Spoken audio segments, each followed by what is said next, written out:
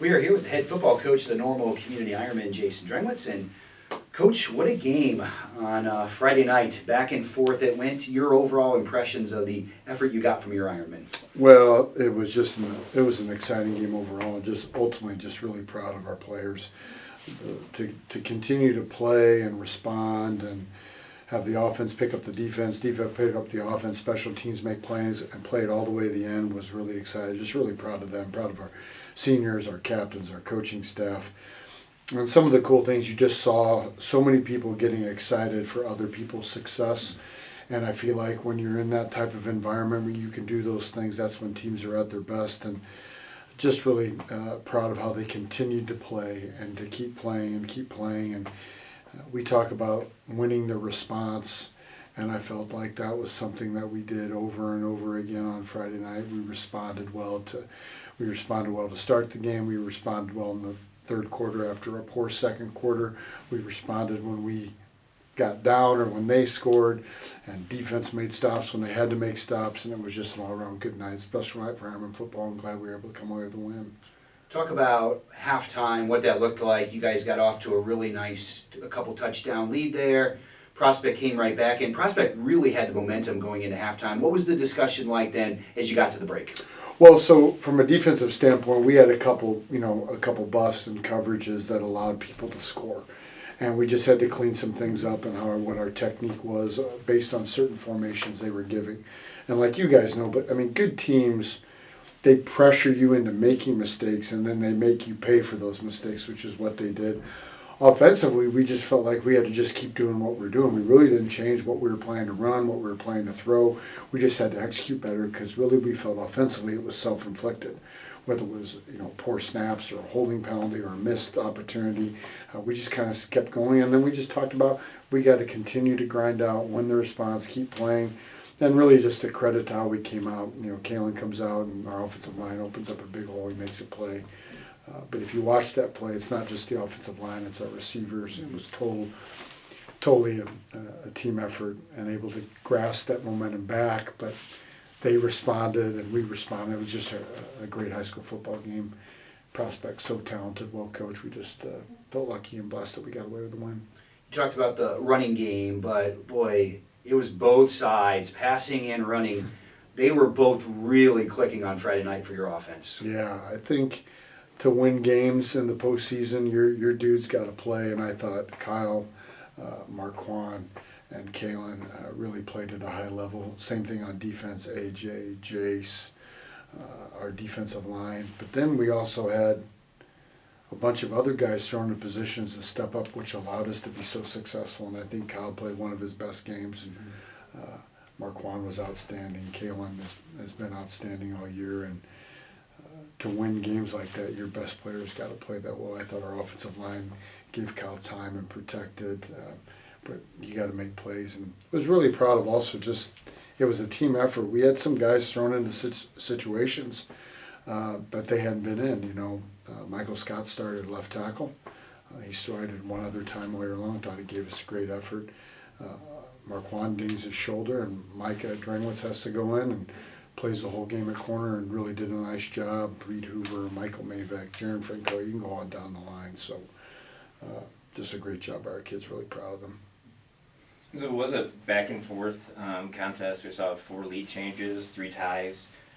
One of the things that you've touched on a few times this season is some of the kind of mental work that you've been doing this season. Can you talk a little bit about the breathwork, about some of those things that the average fan isn't going to see, or if we watched a practice we might not know about, to kind of allow them to have the mental resilience to respond in those situations? Sure. So, I guess I think I would go back to last year, and we felt we really struggled at times of adversity, and all we did was talk about how to handle it. And so we made a concerted effort in the off-season to do research and go to school on what are some tools that we can give our kids. And so things that we started talking about last spring was winning the response, how we respond to negativity, lifting each other up. We talk about a 2-clap response. 2-clap is 1 clap after you make a mistake is, first clap is, shoot. The next clap is like, let's go. And then we really spent a majority of our time on focused breath work. And I think I heard 2 clap response multiple times from our kids on the sideline saying the game, which was really cool. I saw a lot of players lifting up their teammates and just being excited for them, multiple occasions. And then we had multiple times. We do breath work on Mondays, we do breath work on Fridays, and then we do breath work in our individual meetings pre-game, and then we do it right. We do it right in our once we go in after the coin toss. We do 3 count breathing really quick. But cool things on Saturday, we make that, we're down, we complete that long pass to Michael Mavick, and they take a timeout. And our guys come running over, and Chris Messina doesn't talk about a play, just, hey, we're going to 3 count breathe.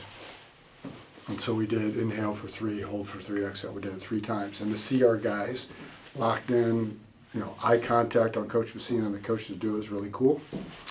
And then on the last drive with Prospect did it, we took a second timeout, and we did the same thing again with our defense.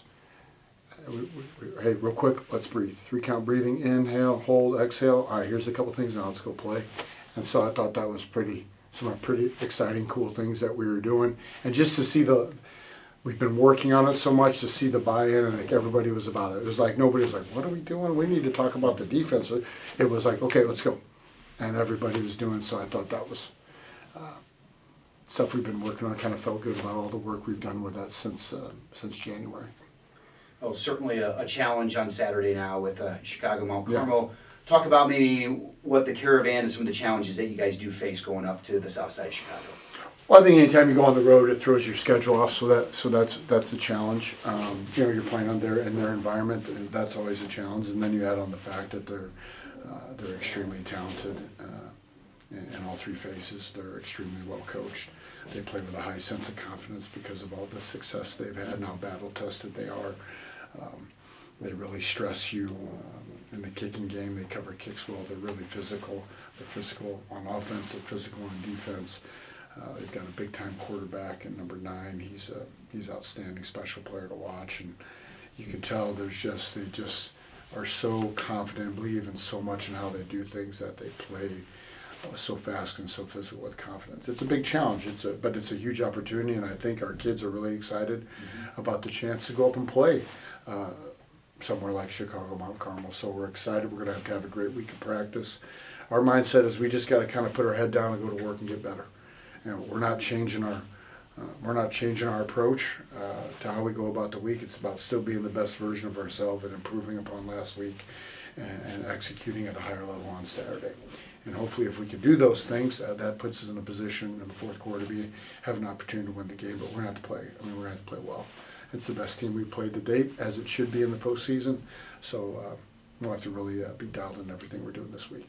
Do you talk much about, hey, we're playing the football team Mount Carmel, not the tradition of Mount Carmel? Does that come into the discussion at all this week? No, I don't think so. I think most of our kids know that. Just like our team is a new team, they're a new team. There's some benefits they have to have all that tradition and success, but I don't think that needs to impact who we are playing, how we prep this week. That doesn't need to be brought into it just because everybody knows the tradition that they have, and I don't think that helps our kids one way or the other. I think it's still got to be about us and us being the best version of ourselves so we can go up there, put our best foot forward, and compete at the highest level and try to give ourselves a chance to win. The geography, one, of the bus ride, and 2, just the stadium layout, I think poses a unique maybe challenge. Can you talk about some of the things maybe you're doing to counteract the Mount Carmel fan support?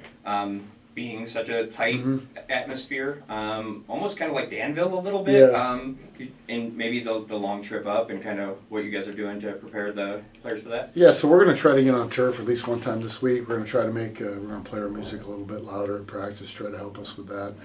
I actually think their atmosphere, their environment is so compact. It's really cool up there at a very historic place. It is loud. Everybody's right on top of each other. I'm glad myself and 5 of our captains went up there just to see the layout of it, where you park, how you get there. I think that's all beneficial. But ultimately, the football field's still 100 yards, 53 yards wide, and we just got to go out and execute, not let all those factors impact us. We are going to have a team meal. I'm glad we're playing at night. We would have preferred to play at night. Like if we would have hosted and played Saturday, we would want to play Saturday night. I think it allows you to keep some things consistent with what you do on a Friday night. We'll have a team meal. We're going to get the kids to school about 10:30. We're going to feed them a sit-down meal. We'll hop on our 2 buses and head up there and try to keep our schedule the same and just go out there and put our kids in the best position to be successful and see what happens. So what do you want to see from your Ironmen then on Saturday at 5 o'clock? What part of the game plan do you really want to see executed well? Well, I'm going to repeat myself. Even before that, we got to have a great 5 days of practice. And I think our mantra has to be just we got to put our head down and go to work and not worry about any of the external noise. We got to believe that individually each player can get better, which will allow us to get better. And if we can believe in each other and have a good week, that puts us in a great position. I want to see us handle the travel correctly and focused. We have to handle their physicality on special teams, especially the way they cover kicks, and then especially on kickoff, their 2 returners are really dynamic. We got to do that. We got to be able to run the football. If they're going to defend us in a certain way that we think they might, we have to be able to run the football with Kalen and our guys up front. And we have opportunities in the passing game. We got to hit. We can't miss. Defensively, we have to get aligned correctly to what they do. And in some way, shape, or form, we have to keep number 9, Jack Elliott, somewhat contained. I mean, he's a special player, really talented with his legs and arms. That's a big challenge. But I think if, we can limit, what he does potentially, I think that gives us a good chance that we got to be physical. And then lastly, I would say, if we do have some success, we can't lose our minds emotionally. It's got to be of the mindset, hey, we're going to have to do it again. We're going to have to get another stop. We're going to have to score again. We can't get too high or too low in those moments in the game. And hopefully if we do those things against an amazingly talented team and extremely well-coached team, we'll have a chance in the 4th quarter to win. Well, Coach, thanks for your time, and we wish you the best of luck on Saturday. Awesome. Appreciate you.